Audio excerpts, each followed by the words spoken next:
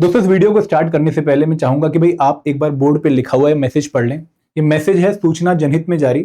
आपका competition notification का wait नहीं कर रहा है, वो ऑलरेडी पढ़ रहा है। तो यहाँ पर आपका कंपटीशन कौन है? आपका कंपटीशन है वो बच्चे जो आपके साथ रिक्रूटमेंट टेस्ट में एपीएफसी और एग्जाम के पार्टिसिपेट करेंगे या फिर इंटरव्यू में पार्टिसिपेट करेंगे और आपको हराने की कोशिश करेंगे और एग्जाम में सिलेक्शन लेने की कोशिश करेंगे। वो कंपटीशन ऑलरेडी अपनी प्रिपरेशन स्टार्ट कर चुका है। वो नोटिफिकेशन का वेट नहीं कर रहा है कि नोटिफिकेशन आएगा फिर स्टार्ट करूंगा, कोई और डेवलपमेंट होगी फिर स्टार्ट करूंगा। तो फिर मैसेज उन सभी एस्पिरेंट्स के लिए जो कि इस टाइम पर दुविधा में है, भाई हमें इस एग्जाम की तैयारी स्टार्ट करनी चाहिए या फिर अभी नहीं करनी चाहिए। दोस्तों बहुत सारे लोग जो मुझसे बात कर रहे हैं वो यही क्वेश्चन अब जो है मेरे सामने सबसे पहले रख रहे हैं कि सर नोटिफिकेशन कैसे आ जाएगी जब पुरानी साइकिल कंप्लीट नहीं हुई है। और मैं उनको कह रहा हूं कि भाई क्या पहले कभी पास्ट में आपने रिक्वेशन को जाते हुए देखा है to the UPSC before completion of the past cycle? नहीं। अगर ऐसा इस बार हो रहा है तो कुछ डिफरेंट ही हो रहा है। तो दोस्तों अगर डिफरेंट हो रहा है तो you must be ready for that different thing.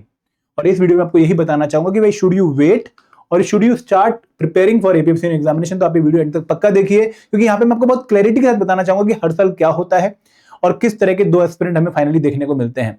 लेकिन इस वीडियो में आगे बढ़ने से पहले मैं आप लोगों से ये भी रिक्वेस्ट करूंगा कि भाई अगर आप लोग यूपीएससी ईपीएफओ के एपीएफसी और ईओ एग्जाम की तैयारी कर रहे हैं और इन एग्जाम की कंप्लीट इंफॉर्मेशन एक ही जगह पे चाहते हैं ताकि आपका और टाइम वेस्ट ना हो, तो आप हमारी कंप्रेहेंसिव गाइड बुक डाउनलोड कर सकते हैं। इस गाइड बुक में आपको ईपीएफओ के बारे में हर एक जानकारी, एग्जाम के बारे में हर एक जानकारी मिल जाएगी और एक गाइड बुक आपके लिए टोटली फ्री है। लिंक वीडियो के डिस्क्रिप्शन में दिया गया है और उस गाइड बुक में आपके साथ सॉल्व पीवाईक्यूज भी शेयर किए जाएंगे। आपकी ईमेल आईडी पे गाइड बुक आपको रिसीव हो जाएगी जब आप उस लिंक पे क्लिक करके अपना ईमेल आईडी शेयर करेंगे। अब दोस्तों सेशन बहुत ही सिंपल है कि भाई शुड यू वेट और should you start for your preparation of APFC examination. और मैंने आपको एक कोड दिखा दी है कि भाई आपका कंपटीशन नोटिफिकेशन का वेट नहीं कर रहा है, वो ऑलरेडी प्रिपरेशन स्टार्ट कर रहा है। क्योंकि सिचुएशन कुछ इस तरीके की है कि रिक्विजिशन ऑलरेडी ईपीएफओ ने यूपीएससी को सेंड कर दी है। आप लोग जानते हैं, मैं भी जानता हूं, 80 वैकेंसीज एपीएफसी की और 311 वैकेंसीज 311 वैकेंसी ऑफ ईओ की रिक्वेशन यूपीएससी को चली गई है ईपीएफओ की तरफ से। और दोस्तों यूपीएससी ने वेरीफाई भी कर दिया है कि भाई हाँ हमारे पास रिक्वेशन आ गई है और हम अब इसके ऊपर एक्शन लेंगे। तो यहां पर सिचुएशन बहुत ही क्लियर है, जो पहले भी हमें एक अच्छा इंडिकेशन देती थी और जिसको हम एक हॉट पीरियड मानते थे कि भाई अब नोटिफिकेशन कभी भी आ सकती है, वो सिचुएशन इस टाइम आ चुकी है।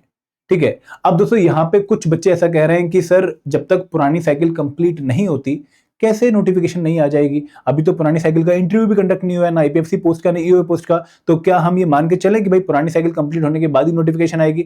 यहाँ पे मैं आपको एक मैसेज जरूर देना चाहूंगा कि भाई क्या पहले कभी ऐसा हुआ है कि पुरानी साइकिल कंप्लीट होने से पहले अगले एग्जाम की नोटिफिकेशन की रिक्वेशन चली गई हो? नहीं हुआ है। This is the first time कि before completion of previous exam cycle requisition UPSC को ईपीएफओ की तरफ से गई हो। तो अगर ये पहली बार हुआ है तो पिछली साइकिल कंप्लीट होने से पहले शायद एग्जाम भी पहली बार हो जाए।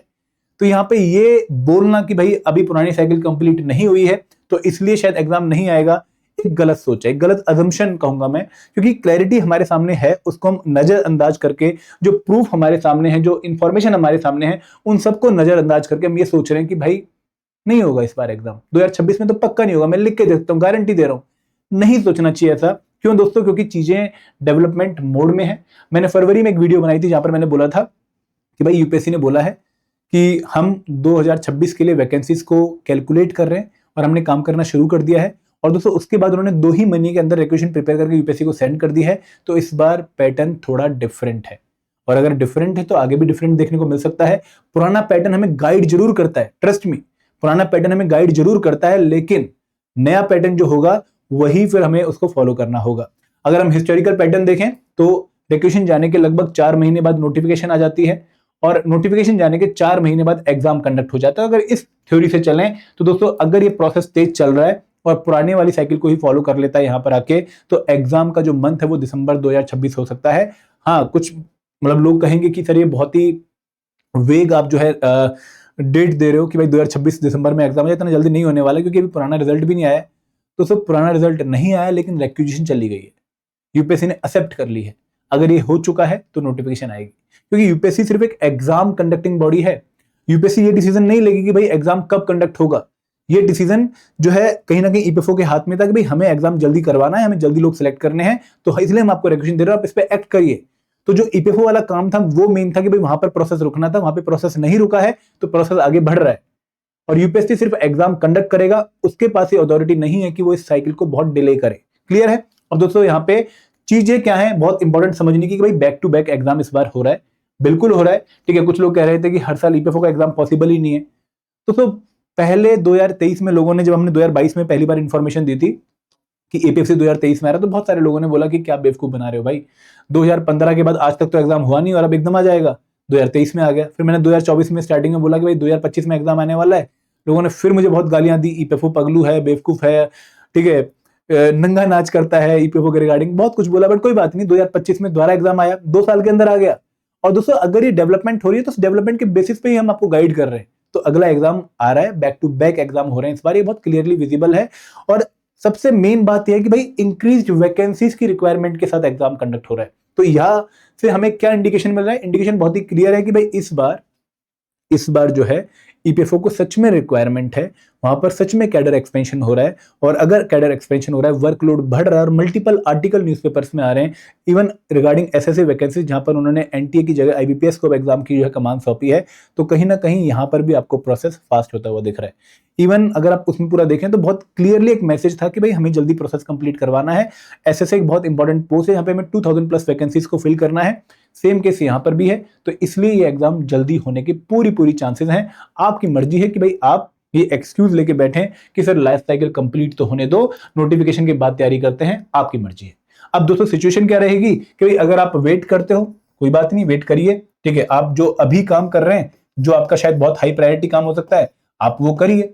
ठीक है, अगर आप ये काम कुछ ऐसा नहीं कर रहे हैं जो किसी भी प्रिपरेशन से जुड़ा हुआ है और आप अभी खाली बैठे हैं, बस अगले एग्जाम की नोटिफिकेशन की वेट कर रहे हैं, फिर आप बहुत गलत जा रहे हैं। अगर आप थोड़ा सा लॉजिक लगा के इसलिए प्रिपरेशन को प्रोक्रेस्टिनेट कर रहे हैं कि भाई मैं और किसी एग्जाम की तैयारी कर रहा हूं, तो उस एग्जाम की प्रिपरेशन में भी 2 घंटे पक्का निकालिए, ये देखने के लिए कि भाई वो प्रिपरेशन मेरी एपीएफसी प्रिपरेशन में कितना काम आ सकती है। ये जरूरी है बहुत, क्योंकि आपको कहीं ना कहीं अभी से स्टार्ट करना पड़ेगा। अगर आप वेट करते हैं, you will be starting after the notification कि हाँ यार अब नोटिफिकेशन आ गई है, अब पढ़ना स्टार्ट करूंगा, अब पूरा एग्जाम की तरफ फोकस करूंगा। फिर पता लगेगा कि भाई एग्जाम डेट जो है वो 4 महीने बाद आ गई है, फिर पैनिकिंग स्टार्ट होगी, फिर परेशानी स्टार्ट होगी। 2023 में क्या होता है पता है आपको? 2023 में नोटिफिकेशन आई थी 25 फरवरी 2023 को। ठीक है, और एग्जाम डेट नोटिफिकेशन के टाइम पर किसी को नहीं पता थी, हमें भी नहीं पता थी, किसी को नहीं पता थी। 2025 साइकिल में एडवांटेज ये था कि बहुत स्टार्टिंग से ही बच्चों को पता लग गया था कि एग्जाम 30 नवंबर को कंडक्ट होने वाला है। अब यहां पर जब नोटिफिकेशन आई थी 2023 में, तो लोगों ने अज्यूम करना शुरू कर दिया कि भाई एग्जाम जो है वो जुलाई में हो सकता है, एक डेट जुलाई में थी। एग्जाम जो है सितंबर में हो सकता है, एक डेट सितंबर में थी, एक डेट कैलेंडर में अक्टूबर में थी और एक डेट दिसंबर में थी। भाई सभी ने बोला कि भाई एग्जाम इससे पहले नहीं होने वाला, 4 महीने में तो एग्जाम नहीं होने वाला।